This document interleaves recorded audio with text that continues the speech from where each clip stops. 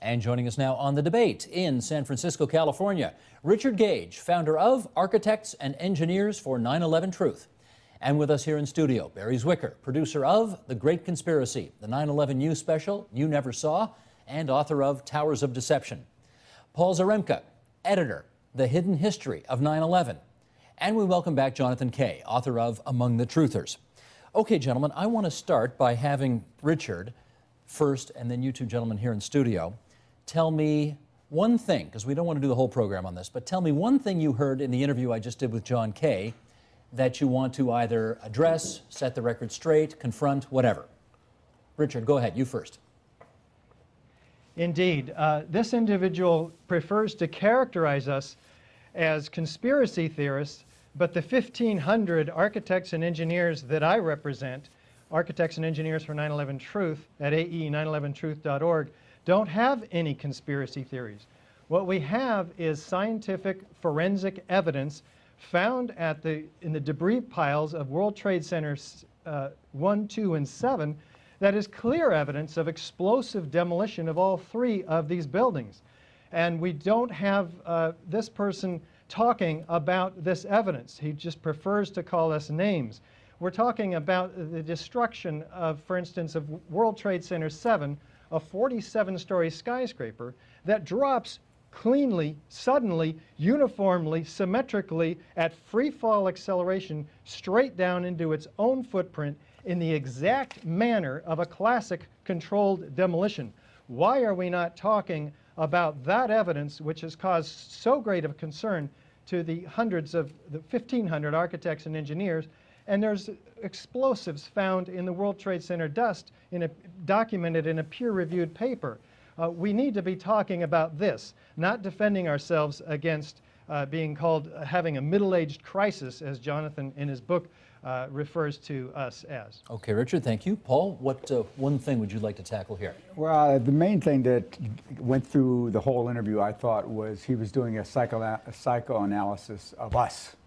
And he knows me from, an hour or two, and it's impossible to learn another human being in that short period of time. So I assert that it's absolutely impossible for him to know my psychology. As simple as that. He's lumping you in with truthers with a capital T. All of us are alleged to be the same. It makes absolutely no sense. For example, to be frank, even your introduction, when you talk about moon landing and stuff like that, I've never been interested in any of those other topics. The only serious topic where the word conspiracy applies that I've seriously investigated is 9/11, and it applies to George Bush. George Bush has a 9/11 conspiracy theory. Can I do a fast pop quiz with you? Yeah. Who killed JFK? I don't know the name of the person, but there's an excellent book, and I didn't research it myself, by Jim Douglas, which just came out within the last year or so. Okay. It shows that the level of anger against Kennedy as president by the military-industrial complex, and he also shows the evidence of who could have done it. Is Osama bin Laden dead?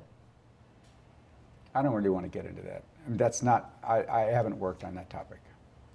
Barry Zwicker, what one thing do you want to deal with in the John Kay interview? Well, one thing is that he said that we truthers, and it's true that we're all lumped together with the moon hoax people and little green people and all sorts of people who believe strange things. It's severely dehumanizing of those of us who are thoughtful and who respect evidence. He said that the hard kernel is that we distrust all authorities. That's completely untrue in my case. There's lots of authorities that I respect. We were just talking before this show about politicians. I think most of them do a darn good job. I respect them. So I really find that his demeanor in the interview is very similar to the book that you've written, John, which is really a profound, I'm going to hold back here. It's a profoundly dishonest book that consists of a farrago of vast omissions, especially omissions about any evidence about the subject ostensibly you deal with, which you then replace with nasty name-calling and innuendo and all sorts of sly put-downs of all sorts of really good people. And it actually, when I finished the book, you know, there's a way of approaching the truth many ways. And one of them is that you ask yourself, or you are asked, what's the first word that comes into your mind after you see this sculpture or whatever? And the big word that comes into my mind after reading your book is condescension on your part. Okay, let's get a response from John. John, you want to respond to all that? In a way, that's a fair criticism. I don't take the idea of George Bush and Dick Cheney bombing the World Trade Center seriously. And as a result, I have written a book that, by necessity, may appear condescending to those who do. My book is a serious attempt to explain why so many intelligent people, and I credit everyone on this panel with being intelligent, why they believe things that I think are plainly irrational. And by the way, I'd like to say the Wall Street Journal had a review of my book on Saturday. And one of the proudest things for me about that review was that they said that I painted a fairly affectionate portrait of conspiracy theorists and that I do not mock them. And the book was not written in a tone of mockery. And I think I was very careful about saying that the people I interviewed were intelligent. During this interview, I made a point of saying that they do not believe in moon landing stuff. Typically, their conspiracy theories are often focused on historical Okay, events. I'm going to hold you there because I want to save time for these guys as well. Let me share the contents of an email we received today from a guy named Richard C. Lowe. He's from Boulder, Colorado, congratulating us on having this discussion tonight on the program. And he says, quote, "In 2005, I saw for the first time video of World Trade Building 7 collapsing. That moment changed my life. I know you all know," Richard, you first, "I know you all know people like Richard Lowe. Why would that be, looking at that footage, trying to understand that issue, why would that be a life-altering experience? You can speak of this, of course, Richard, because it was for you." Yes, this building came down in the afternoon of 9/11. It is obvious that it's a controlled explosive demolition. Everybody who sees it knows that, and in fact 85% of the people we present to around the world in the 185 presentations that we've done to groups of 100 to 700, 85% of those who didn't agree with us beforehand, by a show of hands, because this is what we do, 85% of them agree with us afterwards. The reason is because the evidence is so compelling. And that's why we're so adamant that the evidence be put out there. And that's what, it's life-changing, because when people understand that Building 7 came down as a controlled demolition, it raises the question about the Twin Towers as well, for which there's a whole lot more evidence, those being a very explosive event compared to what we were told, which is the top portion driving the rest of the building down to the ground.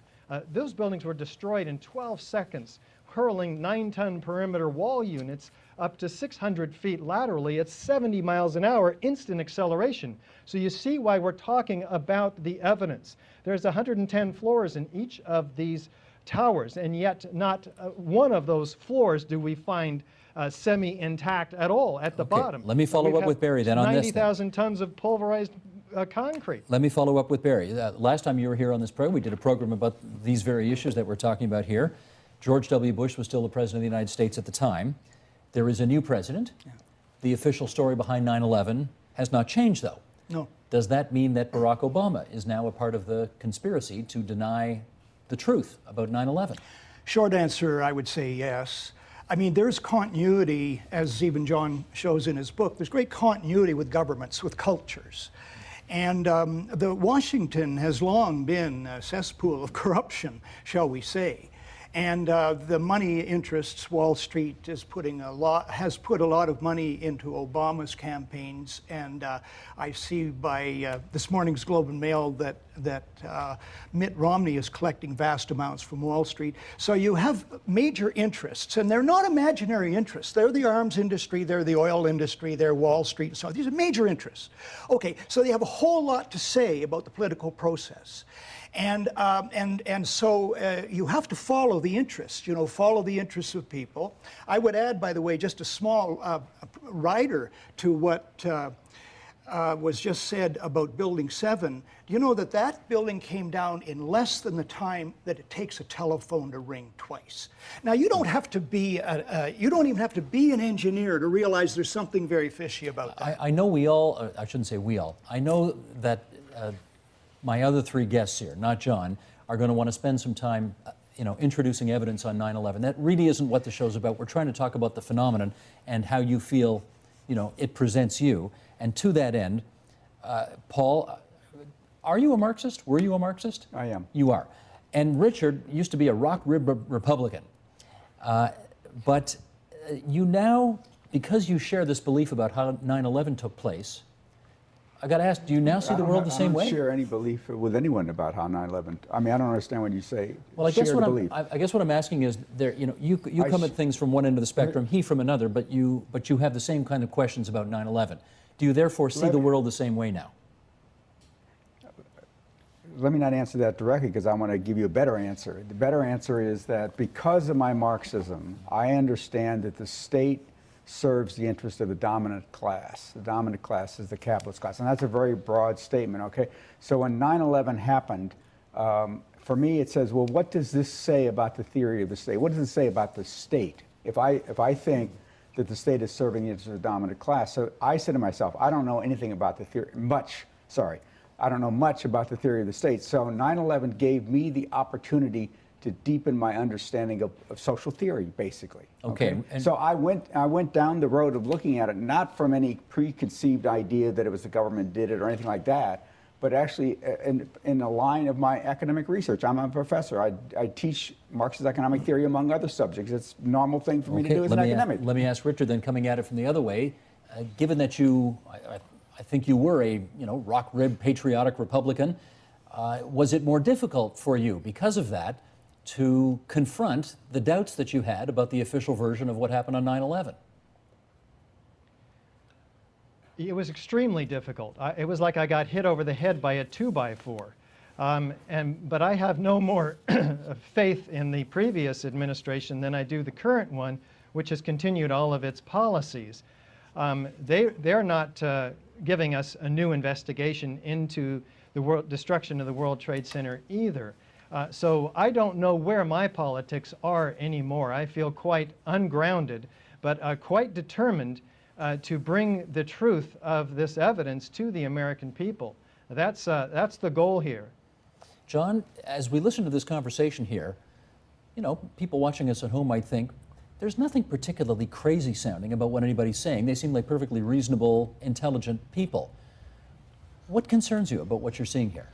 What concerns me is the idea that you have intelligent people, all well-educated, who are suggesting or who are receptive to the idea that teams of hundreds of CIA agents spent months boring holes into columns inside the World Trade Center, WTC 1, 2, and 7.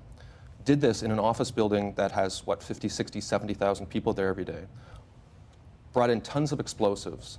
Then murdered thousands of people, all done in secret, with no one realizing this for 10 years, all as a pretext to attack Afghanistan and Iraq, despite the fact that they then alleged that 15 of the 19 hijackers were from Saudi Arabia. So this complete fantasy. And that is being taken seriously by not only the intelligent people on this panel, but millions of intelligent Americans and Canadians. It disturbs me that so many people inhabit a world of fantasy. Barry, are you inhabiting a world of fantasy? You're just stating as bald assertion. That was not uncharitable, the way I described it, by the way. I didn't say it was. Okay, good. You're just stating as bald assertion that it's inconceivable that those things that you described, and I don't subscribe to all of them, or things like that could have happened.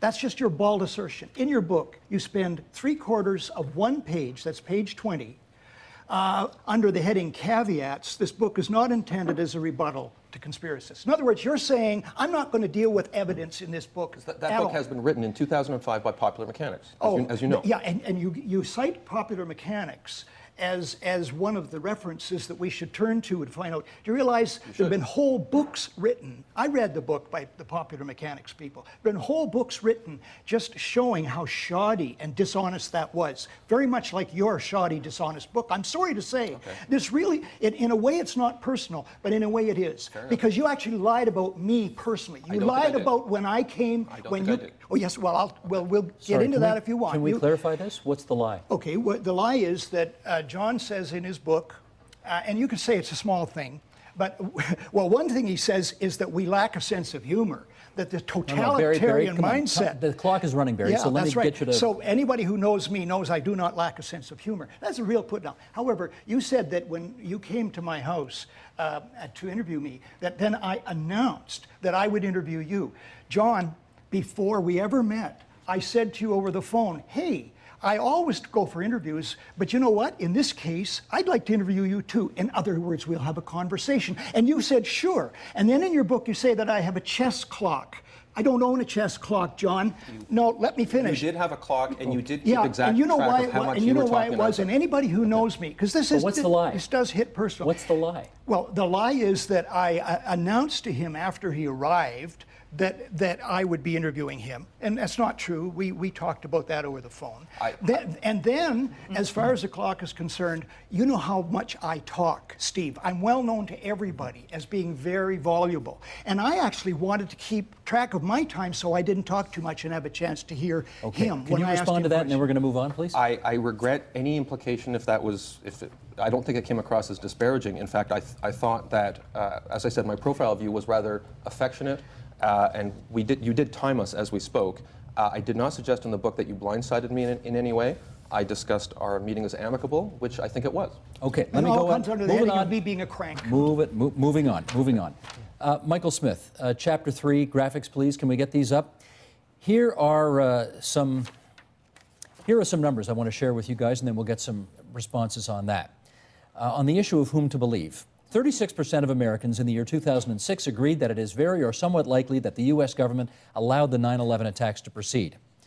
Next graphic. In 2007, that number drops to 26%. Next graph. In 2009, it drops to 22%. Next one. 2010, 15% believed the collapse of World Trade Center towers was a result of controlled demolition, as we've talked about here. 6% believed the images of planes crashing into the World Trade Center towers were altered. So, Paul, let's go to you on this. The numbers are getting smaller. There are, it appears to be anyway, fewer people who believe. There are fewer people who disbelieve the official story around 9/11. You've had a chance to make your case. Are the people not buying?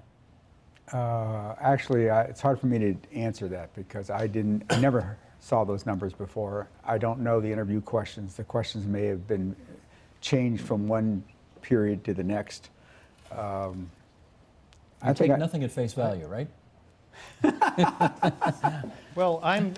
Okay, if Richard, I could go answer ahead. That, Steve. Go ahead, Richard. I'm being I have requests for interviews almost every day now. This didn't used to happen.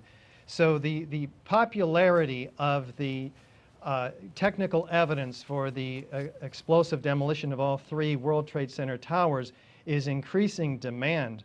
I can't, and I'm traveling to Atlanta next week and throughout Europe in June. There is quite a demand, and in September we're in Toronto, Ottawa, and New York. It is an extraordinary uplift for us at ae911truth.org. So I encourage people to check the evidence on the website, and you'll find out why it's growing by millions every year, the 9/11 Truth movement. Barry, do you think that, if you did a survey, you'd probably find 6% of people don't believe that the moon landing actually happened. Have those 6% gone too far? I don't know anything really about moon landing beliefs or not. And that's one of the problems I have with John's book. He lumps You're all together lumped in together. yeah, it's quite unfair. It's guilt by association and so on. Okay, then let me try this then. Let me throw a let's do this clip. David Icke, the English conspiracy theorist. Michael, you want to run this one? Middle of page 3. Roll tape, please. When you first hear that line, few people control the world, it seems crazy. But you know the sad thing? Not only is it possible, if you control certain institutions and certain flows of information, it's a piece of cake. You can't control billions of people physically to put people like George W. Bush and Bill Clinton into power. The way the scam is played, and always has been played, is to manipulate the way we think and feel so we perceive the world and therefore behave in ways that the agenda wants us to. Not this agenda, for what it's worth, just to clarify the other. Barry, do you agree that those people who vote for mainstream politicians and do not agree with you about 9/11 have somehow had our thoughts manipulated? Well, look, human beings, we are manipulable, if you will. I mean, reality is a very hard thing to pin down in our personal lives or otherwise. And the mainstream media set the agenda. And again, I use the agenda deliberately here as a reference point. The mainstream media set the agenda. So most people get their information on most subjects, most of the time, from the likes of the National Post and the CBC and so on, and to some extent here, which is one of the marvelous oases, in my opinion, in the media landscape. So that, of course, when the media, which is demonstrably the case, I mean, I've been doing media criticism since 1970, and I've looked at hundreds and hundreds of television segments, television shows, books, and articles, and the mainstream media are really very much opposed to investigating, showing any curiosity about these kinds of facts that our friend Richard Gage has brought out today. Paul, in which case, how have you managed to see through this vast manipulation? Why do you laugh every time I ask you a question? No, because seriously, your questions are hard questions. I gave a hint before that I try to do my research seriously, okay? And this came out as a serious topic. So I'm very used to sort of being critical. That's not a negative word. That's a scientific word. That's what scientists do. They think about things. But this is a genuine question. There is, if you believe that mass media intend to manipulate the public for whatever ill reasons. I don't think, actually, well, from my point of view, okay, the media is controlled mostly by corporations. It's not the media that's controlling, okay? It's the corporations, that are, I mean, there's billions and billions of dollars that are being earned on this war in the Middle East. There's billions of dollars being earned over the reconstruction of just the World Trade Centers. I mean, we're talking big money. People are making, and there's a lot of people out there that don't care at all who gets in the way of them earning money.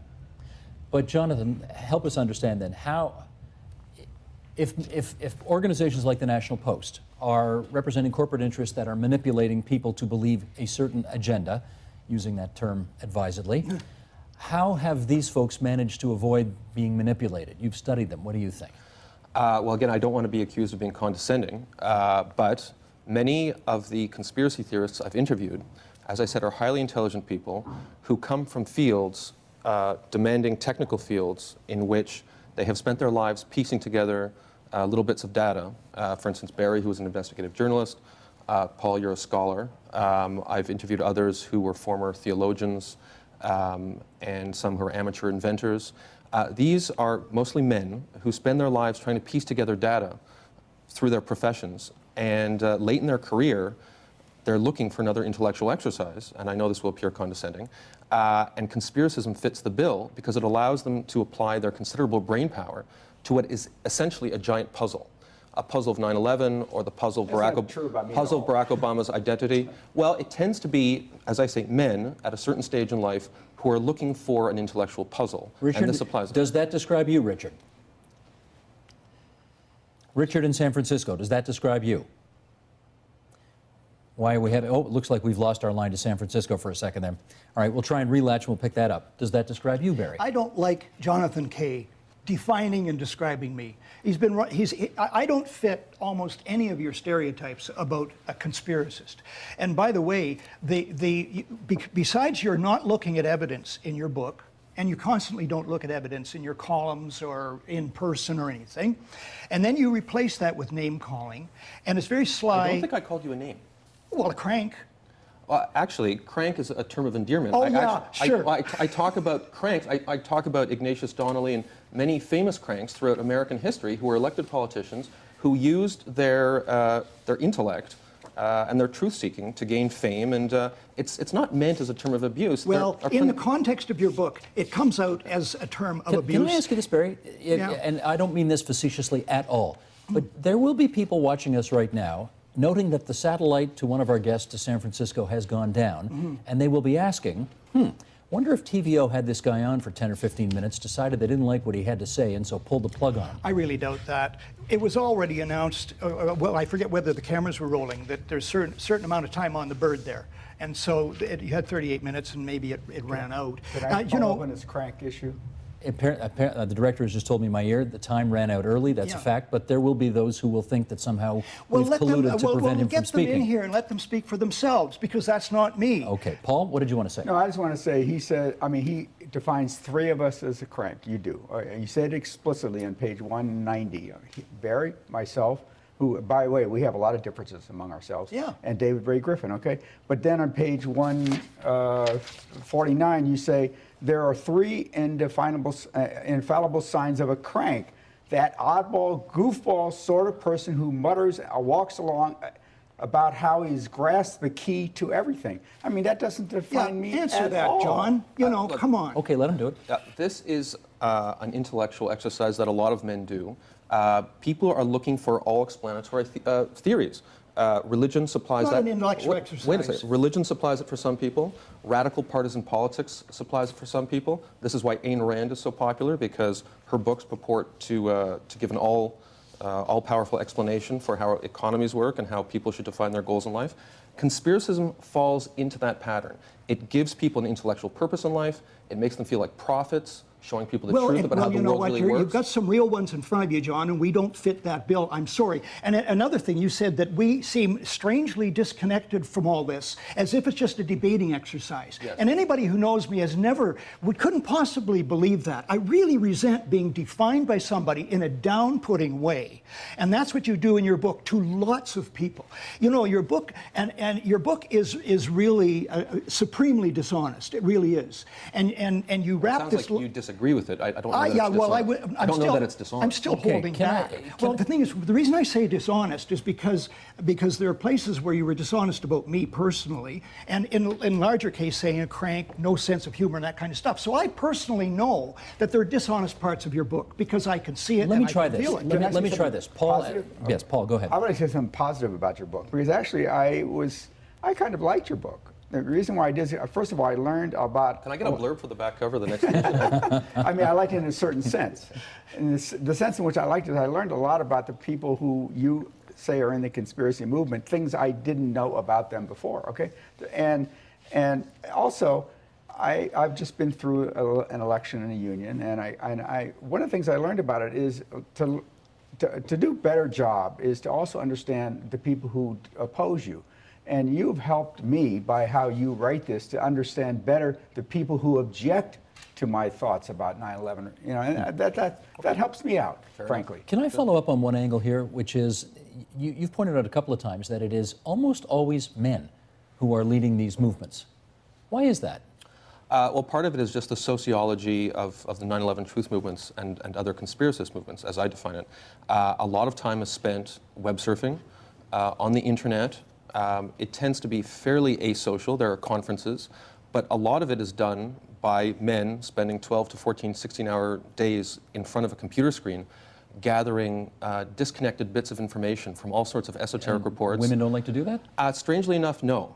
For reasons that probably go beyond the scope of the show, there is a certain highly monomaniacal, highly focused aspect to conspiracism. Monomaniacal. You know, now he's really just throwing this stuff around all the time. It's quite dehumanizing and quite demeaning. Would you agree, though, that most of the, I mean, it's certainly in my experience, most of the people I've seen in the 9/11 truther movement are all male? I think that's just a statistical fact. There's some marvelous, marvelous females, but that happens to be the case. Why is that? I don't know. Does it help speak to one of the points he's trying to make? That No, there's his something... points just By the fall way, all on their own. So I should say that most great chess grandmasters are men too. There is something about highly abstract, logical puzzles in a dehumanized context that, for good and bad reasons, seems to appeal to the male mind. The suggestion, Paul, is there's something going on in your brain that doesn't happen in a woman's brain, and I therefore... don't want to get into this, the science of gender differences. This is not the purpose of the show. Okay, let's try this then. Let's try this. I'm on the top of page 4, Michael, and this is one paragraph from a very lengthy email we received from a retired pilot who was on one of the last planes to fly out of LaGuardia Airport in New York on September 10th, 2001. Here's what he had to say. At the very least, an open investigation of the events of 9/11 should be done in hopes of setting the world on a path of truth and justice and hopefully peace. With all that has gone on in this world, you have to wonder, when will sanity prevail and name-calling stopped, and just the facts are brought to bear, leading us to the truth wherever it may lead us. I, for one, want to stand down the rhetoric and prevent tyranny from settling in on our once free land, and the only way to do that is in the light of reason and the light of truth.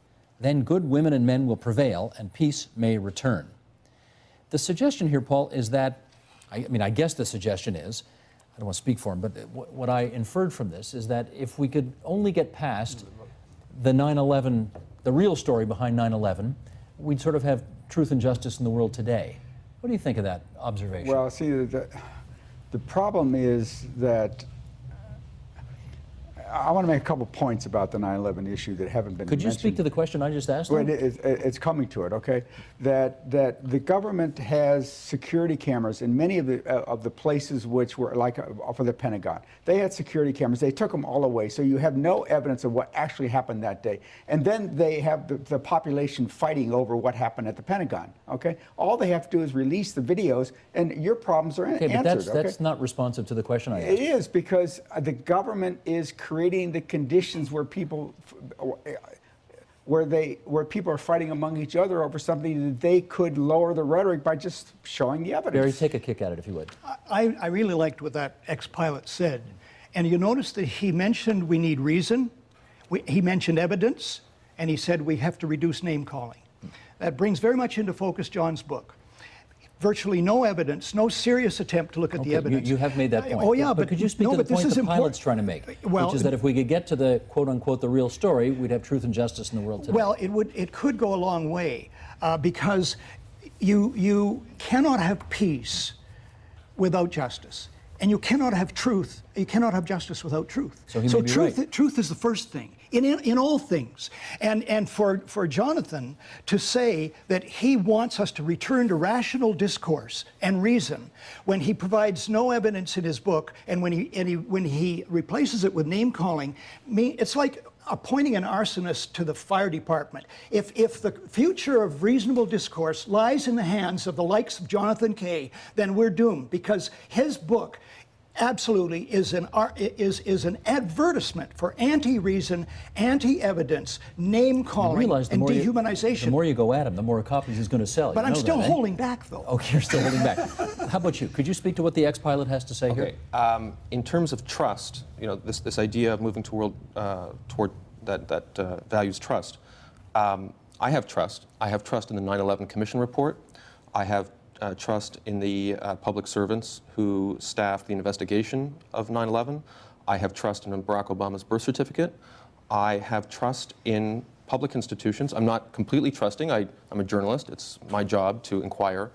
But if you completely get rid of all the trust and question everything, even the idea that the government would destroy the World Trade Center for the purposes of warmongering, you lead to a sort of nihilistic society where you don't get to the truth, you don't get to trust. Instead, you get into a sort of chattering classes of conspiracy theorists who have no shared sense of reality. But I guess the problem is that once, Gulf of Tonkin resolution in the 1960s, there have been times where the government has blatantly lied about stuff and led us into war. And can you blame people for saying history could repeat? On this, I will give Barry Zwicker credit. Barry Zwicker has a great guide to false flag operations in history, which I've read. And it is completely true, as Barry says, that there are plenty of instances where false flag operations have been conducted. In fact, I think Barry Zwicker goes back to the Trojan Wars and to the Trojan Horse, and goes through history. The Reichstag fire. People talk about the Gulf of Tonkin, though that's contested. They talk about Operation Northwoods in the early 60s.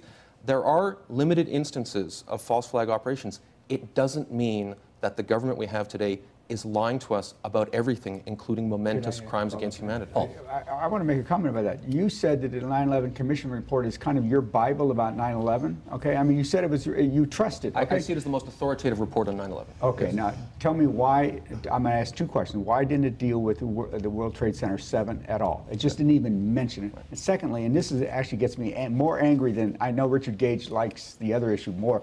The issue that gets me the most anger is when you go down the list of the 19 hijackers, there's not one even attempt to show that any of those people were the actual people on the plane. There's not even an attempt. And let me just say, we've got a minute and a half to go, so do your best, John. Look, I know that the 9/11 Truth community has problems with the 9/11 Commission report. In terms of WTC 7, you don't have to go to the 9/11 Commission report. You could go to the NIST report that was put out, I believe, in 2007. The NIST report was a complete state-of-the-art technical report done by hundreds of engineers, probably the most advanced finite element method computer simulation done in the history of engineering to show why WTC-7 fell.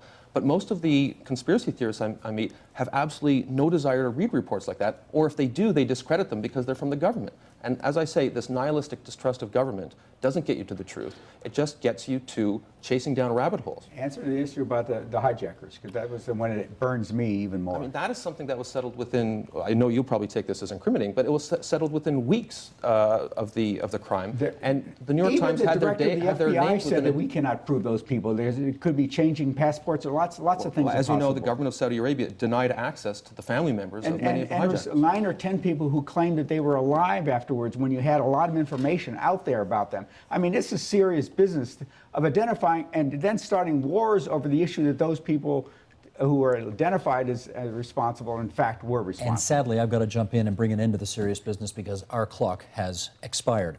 I do apologize to Richard Gage.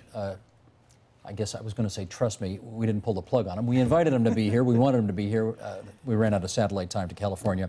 But I do want to thank Barry Zwicker and Paul Zaremba, authors respectively of Towers of Deception and The Hidden History of 9/11, for appearing on the program tonight, and Jonathan Kay. Among the Truthers is John's latest book. He may not get a blurb from Barry or Paul, but I read it and found it fascinating. Thanks, everybody.